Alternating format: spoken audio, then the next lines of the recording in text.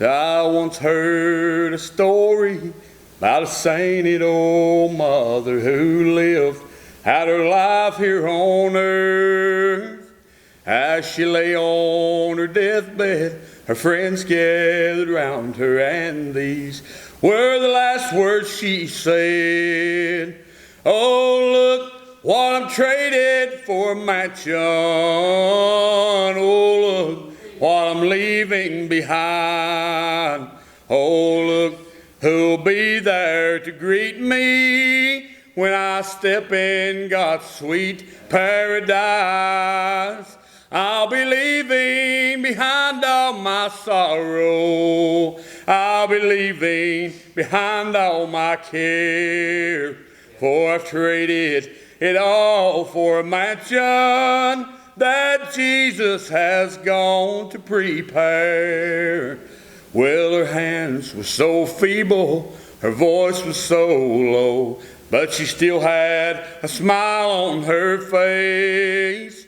She said, I hear singing, and they're coming for me. And she looked toward heaven and said, oh, look what I traded for a mansion. Oh, look what I'm leaving behind.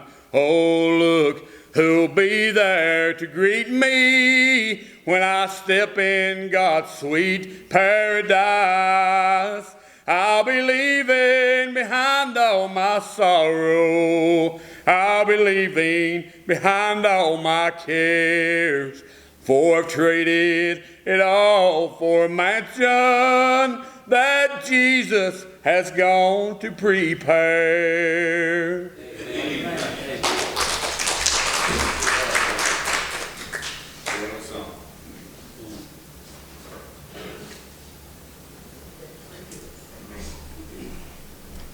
Amen, darling. Bless Anthony, perfect. Good job. I can't never work this thing. There it is. All right, it's good to see everybody at the Lord's house this morning. We appreciate everyone that's here today. Glad to have you out. I love that old song, oh, look what I traded for a mansion. Look what I'm leaving behind.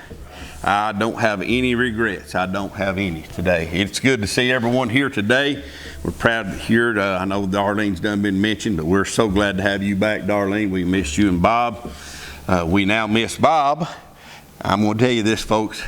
And I'm not going to hurt Darlene, but Bob don't miss us. Now, he don't. He's in heaven. Amen. I believe that. I thought it's, and I'm going to share this on behalf of Darlene. Last week we talked about it, and WD said he had the best handshake of anybody, and he did. Man, you shook Bob's hand, you knew you'd shook somebody's hand. That I always enjoyed that. But we're glad of everyone that's here. Glad you're come back. Doug had missed a couple of Sundays. I called him this morning. And I told him, I said, if your Ford won't start, just call me. I'll come and jump it off with my Chevy. I'll tell you guys right now, if I ever get stuck, I'm not calling Doug, because he'd take a picture of that Ford hooked to my Chevy and it'd be all over Facebook. He'd use it for advertisement, I guess. Oh, we're so glad to be here today. Thank you again for attending the revival, for praying for us this week. I won't tell you that I'm not a little tired. I am. It's been a busy time, but that's okay. I hope I can just exhaust myself for the Lord. And I don't know that the revival will break tonight. It may not. If it don't, I told them when I started, I'm in for the long haul, and that's what I'm going to do. And so you all just keep praying. We'll see. I'll share this with Anthony. If you want to read with me, I'm going to read in 2 Kings. 2 Kings, it's over in the Old Testament. 2 Kings, the 6th chapter. I'll start reading with the 8th verse. Great story in the Bible, but I'll tell Anthony this. Last night as we were sitting there and the congregation was singing, you could hear Anthony. He was there. You could hear him in the back singing. Kobe sitting beside me. He said, who is that voice? He said, I heard that the other night and that man got up to sing. And he said, man, he can sing. I said, yeah.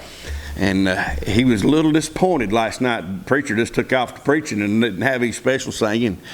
And of course, the preacher's his dad. He said, I'm going to tell Dad, let that man sing. I said, well, that's up to you. But Anthony, that's a blessing to hear that. I said, he's one of my members. And but we sure have enjoyed every service. Today, I got a story in the Word of God a story of spies and a story of intrigue that I'll read for you today. And the title of the message is simply this.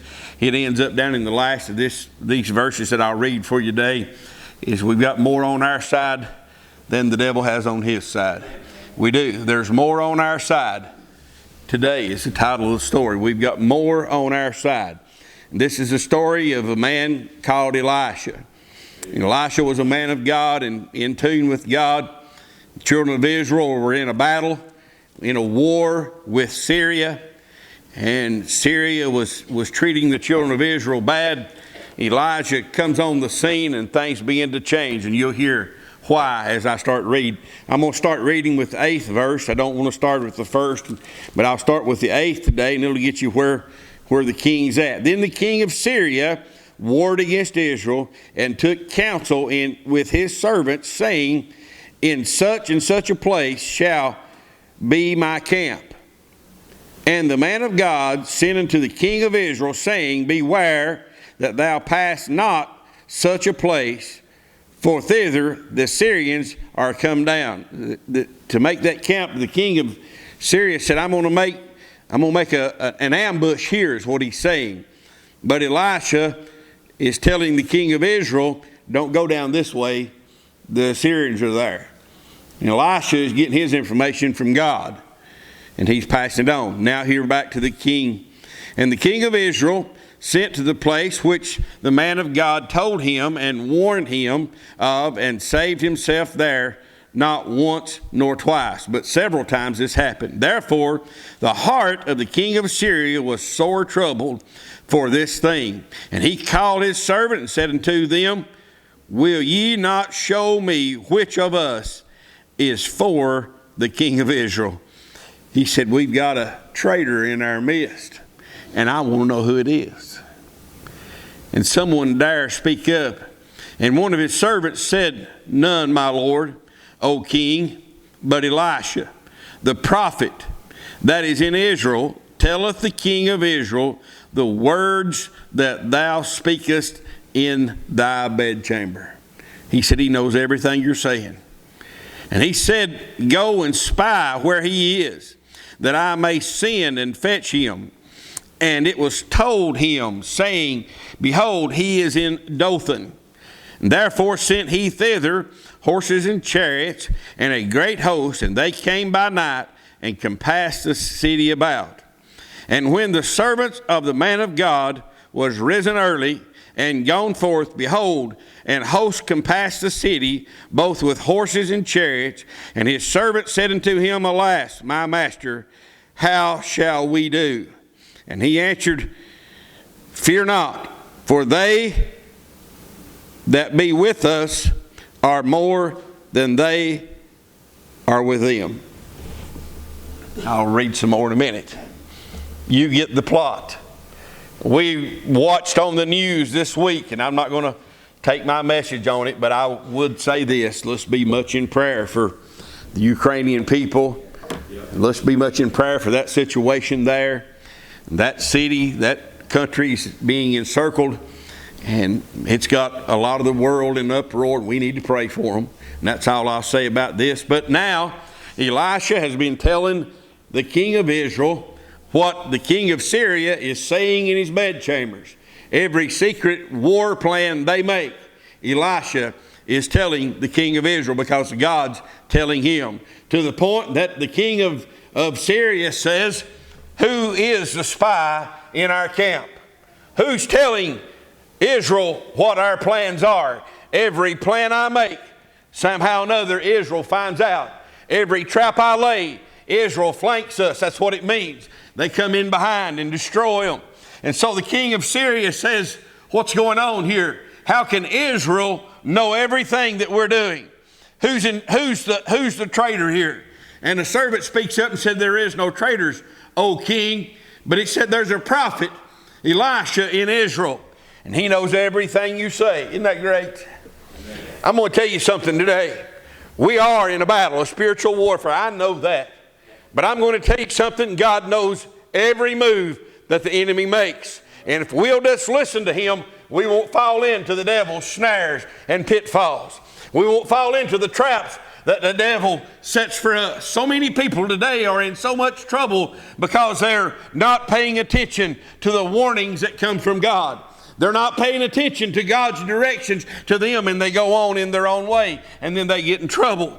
But the king of Syria says to his people, he says, where is this Elisha? We're going to go get him. We're going to go surround him, and we're going to capture him, and we're going to bring him back here. Do you think for 1 minute Elijah didn't know that was going on? Isn't that great to think about? How idiotic can this old king be? Elisha knows everything that's happening. And he's there with his captains and his people. And he says, we're going to go get him. Where's he at? And they said he's in Dothan. And so they, with horses and chariots, go down to Dothan, and they surround this city. And there's no way to escape.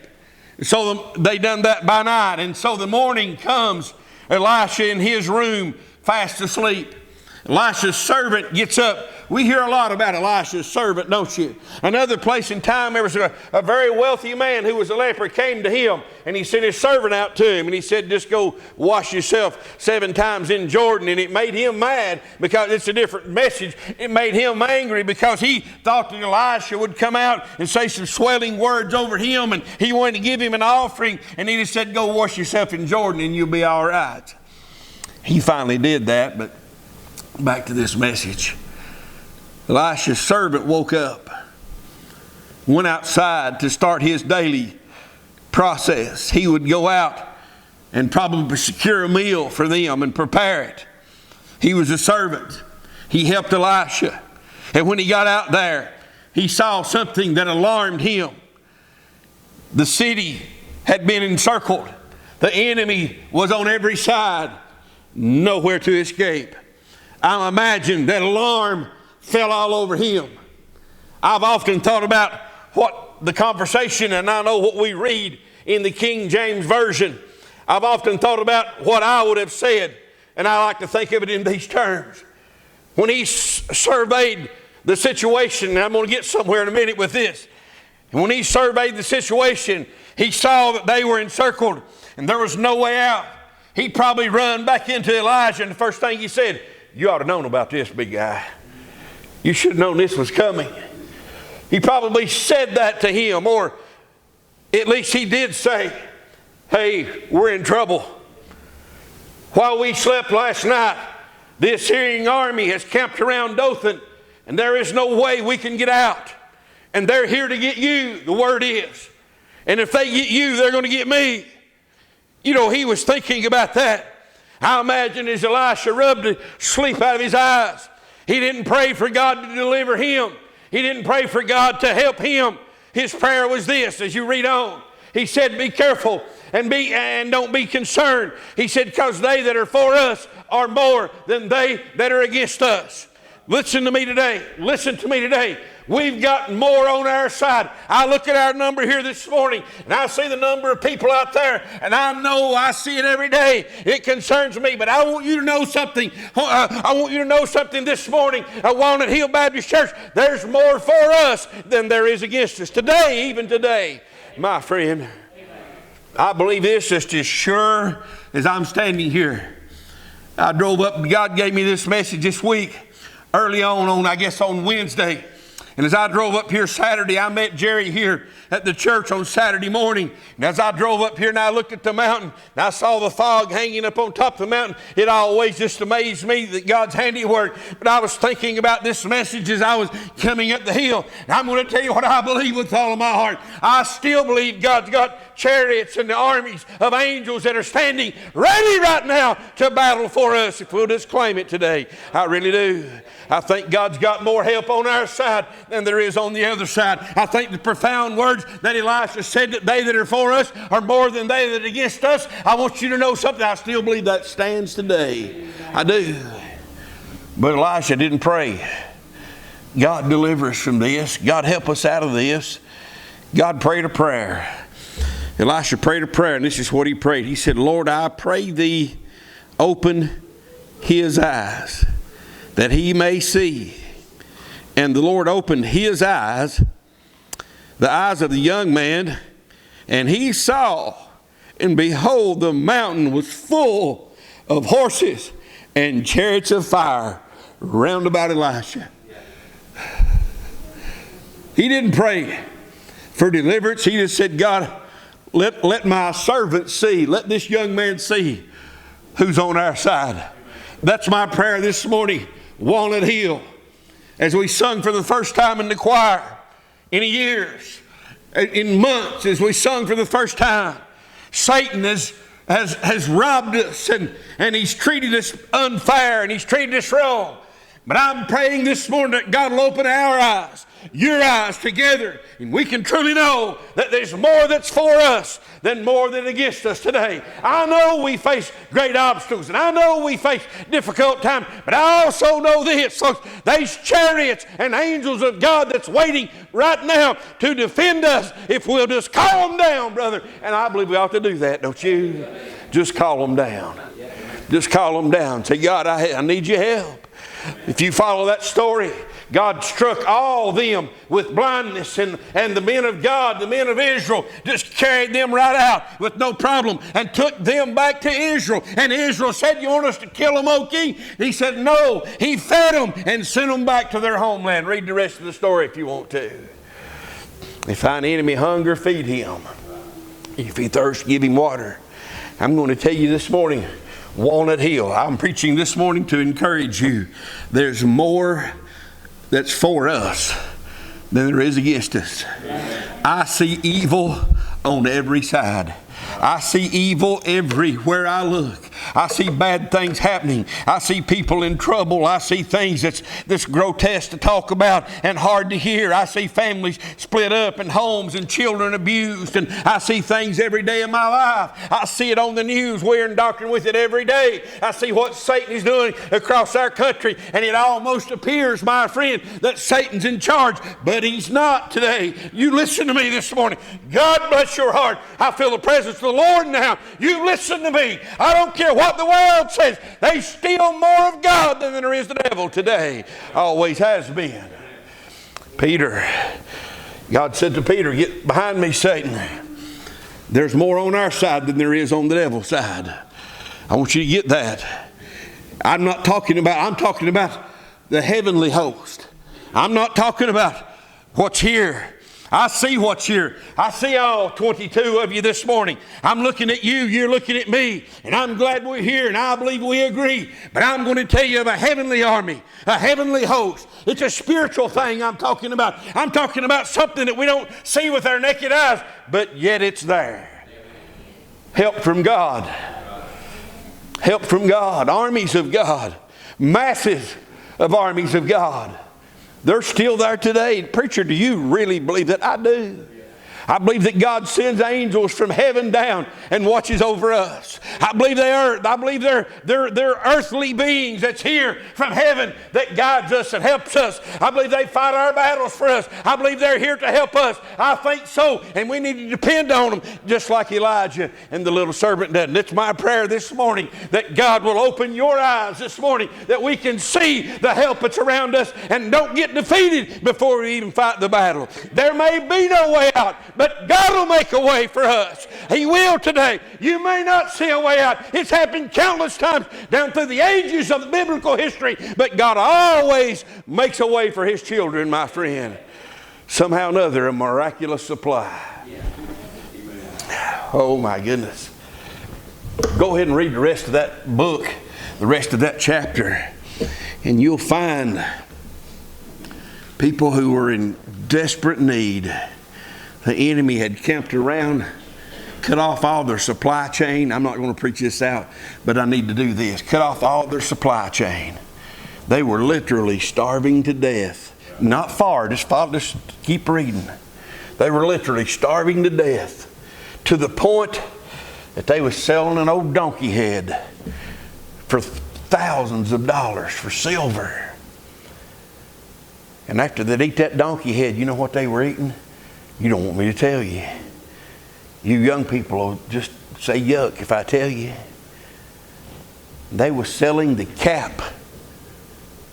Preacher, you gonna say it? I am. the cap of pigeon dung for silver.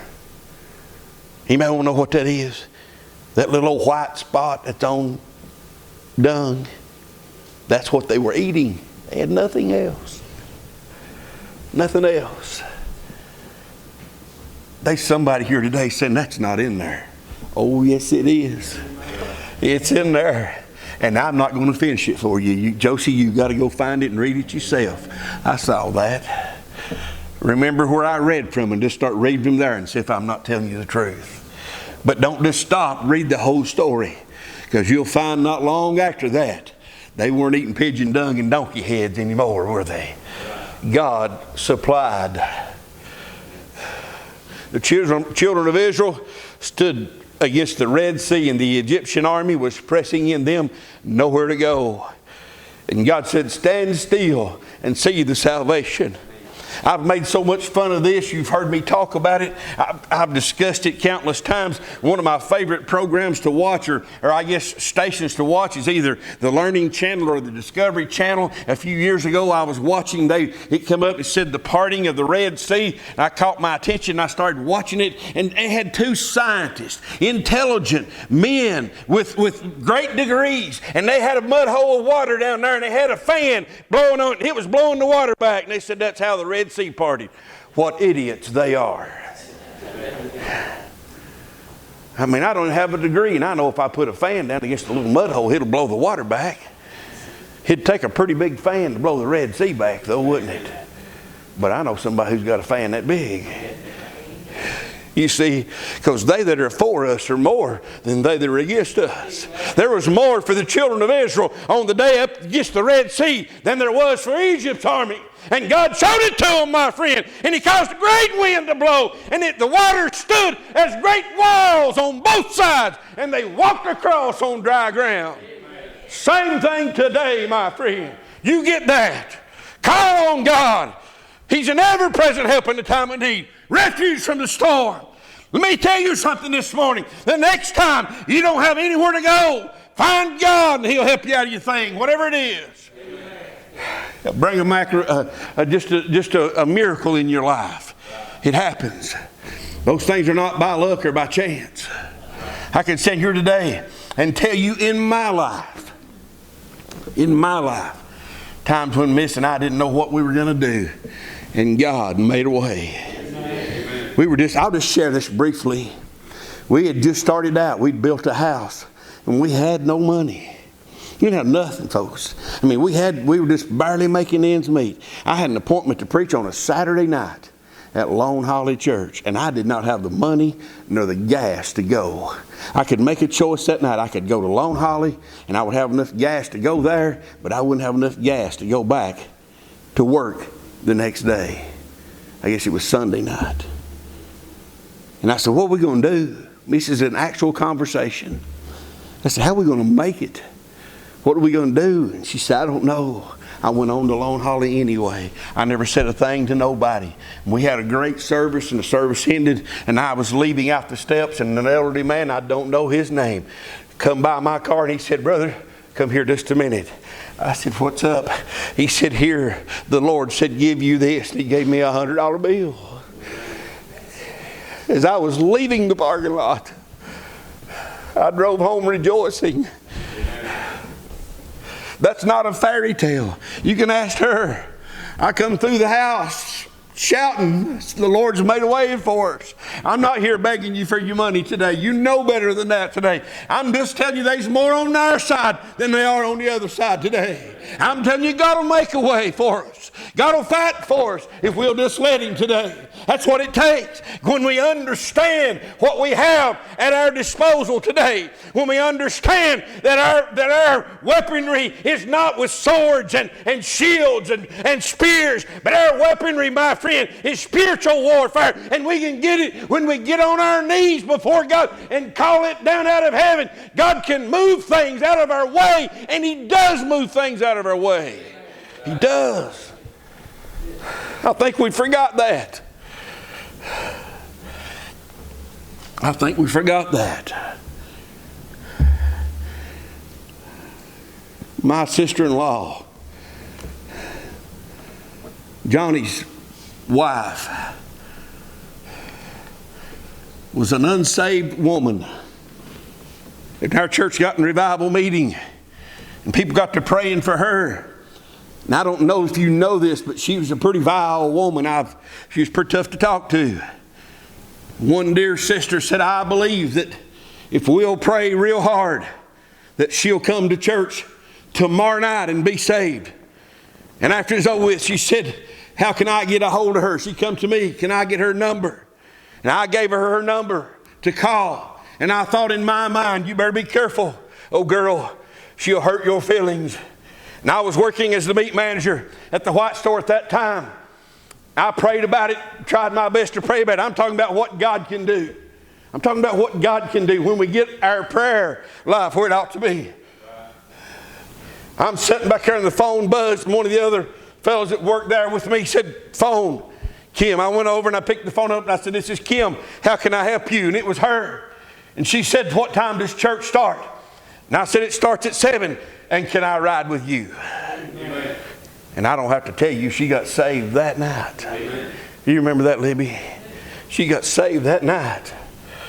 Another old man said, another bite will enter my mouth till that man gets saved. He got saved the next night. You see, we've got an abundance waiting in our disposal if we'll just call it down. It's on the mountain. It is. I think we'll just go open the door and look at it, my friend. When Elisha prayed, he prayed that God would open the little servant's eyes that he could see. And when his eyes was open, he saw the armies of God, my friend, and the chariots of fire on the mountainside waiting to defend his people. And nothing has changed today. Nothing. It's still there. God still wants to fight for us. He does. So pray with confidence and faith and call on the armies of God. We hear people called prayer warriors. I appreciate prayer warriors. That's people who have that ability. And I know some. I know some. But I know everybody has the ability to pray. Whisper those prayers out to God. Call them out to God, Walnut Hill. We're in a battle. I'm closing. Ronnie, if you would come. Vonda, if you would come. I'm closing. But I want you to know this today. I want you to understand this. If you don't understand anything else, we're in a battle. But let me tell you what, folks. There's more on our side than there is the other side. I don't care about the number. I want to see it. I want to see the house full. And I believe I will.